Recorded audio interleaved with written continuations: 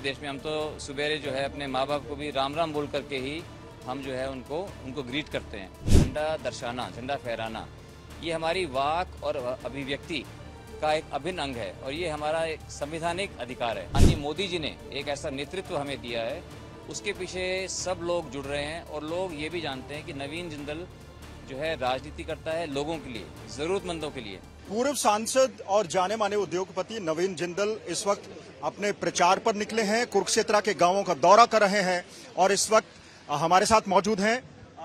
सबसे पहले ये बता दीजिए सर, आपकी फिटनेस का राज क्या है, क्योंकि तापमान काफी बढ़ रहा है और आप स्लिम ट्रिम इतने सालों से नजर आते हैं। देखिए, ये एक तो ईश्वर का वरदान है और दूसरा जो है मैं अपने मंदिर रूपी शरीर का मैं ख्याल रखता हूँ। इसके अंदर क्या डालना है, क्या खाना है, क्या पीना है, कब खाना है, कब पीना है, और फिर रेगुलर एक्सरसाइज करना। और फिर धूप से मेरे को फर्क नहीं पड़ता, हम तो सारे दिन गर्मी में रहते हैं। जब मैं पोलो खेलता हूँ तो गर्मी में धूप में, वो अंदर नहीं खेलते, घोड़ों के ऊपर बैठना, बाहर खेलना, फैक्ट्रियों में जाते हैं, जगह जगह जब काम के लिए जाते हैं। और यहाँ का इलाका तो मुझे इतना लोगों का मुझे प्यार मिल रहा है, इतना आशीर्वाद लोगों का मिल रहा है, तो गर्मी बिल्कुल फील नहीं होती। अधिक गर्मी में भी जैकेट भी पहन रखी है, तो इसलिए बहुत अच्छा लगता है। बहुत लोगों का प्यार और आशीर्वाद मिल रहा है, जिसके लिए मैं बहुत आभारी हूँ लोगों का। आप खुद को उद्योगपति मानते हैं, हरियाणा का छोरा? देखिए, मैं हरियाणा का छोरा तो हूँ ही और हरियाणा का छोरा तो हुई, और लेकिन हम अलग अलग समय के ऊपर हम अलग अलग रोल निभाते हैं।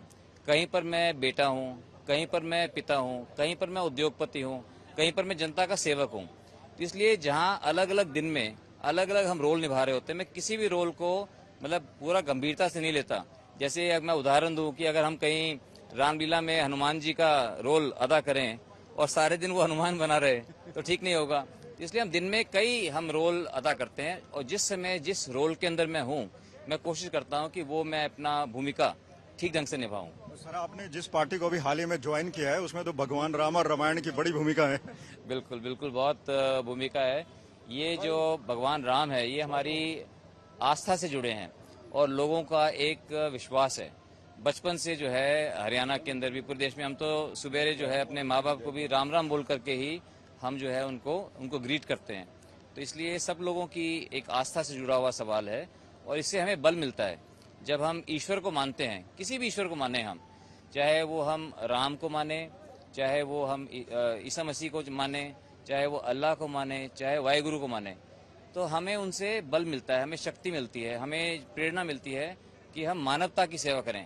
हर मानव जो है वो ईश्वर का ही रूप होता है। आपने कहा पार्टी से बड़ा देश होता है और देश का जो तिरंगा है उसका नहीं, आपने एक लंबी लड़ाई लड़ी थी, थोड़ा उसको बता दीजिए।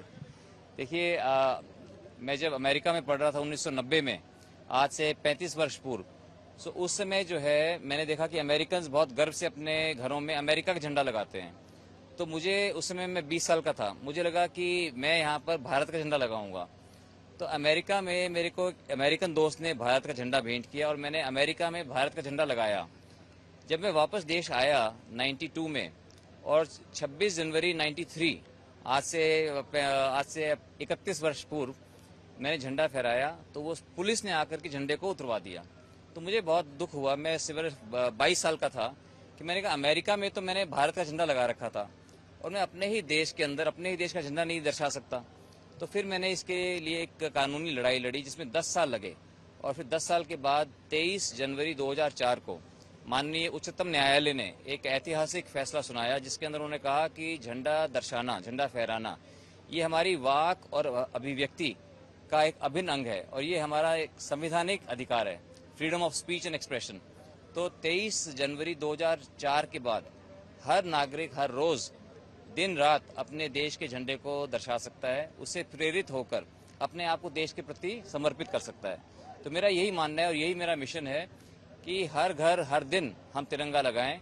जिस सपने को साकार करने के लिए पिछले साल माननीय मोदी जी ने, भारत सरकार ने भी एक अभियान चलाया था जिसके अंदर हर घर तिरंगा, तो उसमें मेरा यही कैंपेन है कि हर दिन तिरंगा, हर घर तिरंगा। हम तिरंगे झंडे को, अपने देश के सबसे पावन प्रतीक को हम उसको दर्शाएं और उससे प्रेरणा लेकर हम अपने आप को देश के प्रति समर्पित करें। अगर मैं अपना काम अच्छे से करूं, ईमानदारी से करूं, आप अपना काम ईमानदारी से करें, तो हम सब मिलकर अपने सपनों के भारत का निर्माण कर सकते हैं।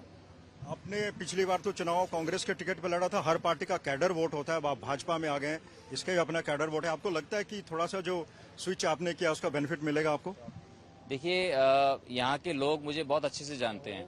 यहाँ पे हमारा 30 साल पुराना लोगों से रिश्ता है कुरुक्षेत्र के अंदर। पहले पिताजी यहाँ से चुनाव लड़े थे और 30 सालों से हमारा यहाँ पे लोगों से रिश्ता है। तो लोग यहाँ पर जो है मुझे प्यार करते हैं और मैं लोगों को बहुत प्यार करता हूँ।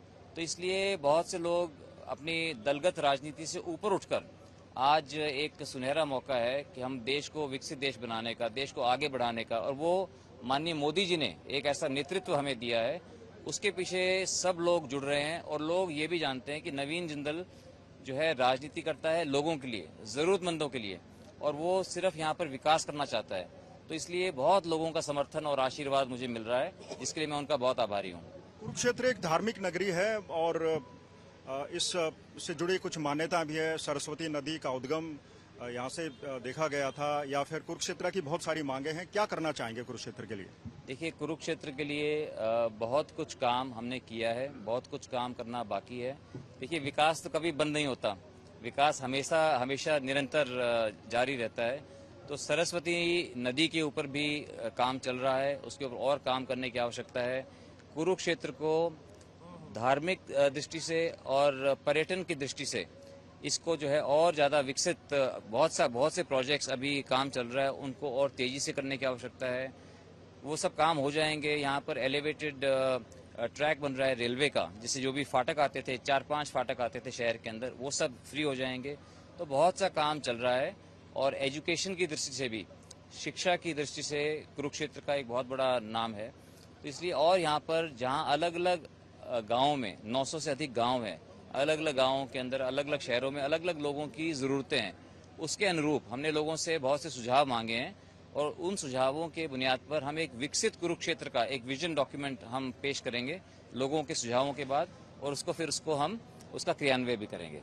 पिछली बार भारतीय जनता पार्टी ने 10 की 10 सीटें जीती थी, अब की बार का टारगेट क्या है और चुनौतियां क्या है?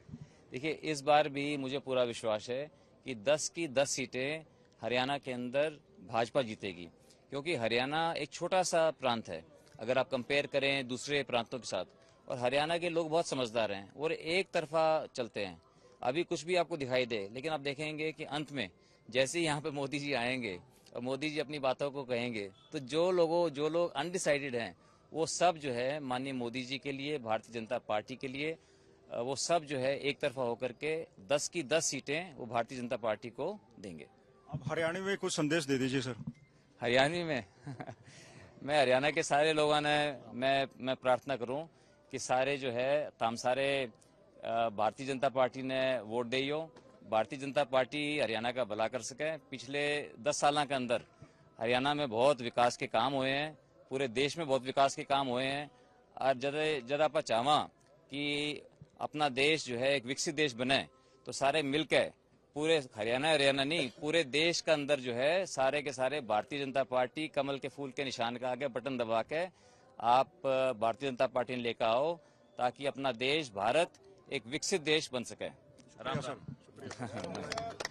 ये थे पूर्व सांसद और उद्योगपति नवीन जिंदल, जो खुद को हरियाणवी छोरा मानते हैं। उन्होंने हरियाणवी में भी लोगों को संबोधित किया, कहा कुरुक्षेत्र को विकसित करने के लिए उनके पास बहुत सारी योजनाएं हैं, उनके मुताबिक विकास बहुत ज्यादा हुआ। पिछली बार भारतीय जनता पार्टी ने 10 की 10 सीटें हरियाणा से जीती थी, लेकिन अब की बार चैलेंज बढ़ा है, एंटी इनकम्बेंसी है। देखना दिलचस्प होगा कि क्या भारतीय जनता पार्टी अपना गढ़ बचा सकती है या फिर नहीं। कैमरा पर्सन अमन गुप्ता के साथ मंजीत सहगल, कुरुक्षेत्र आज तक।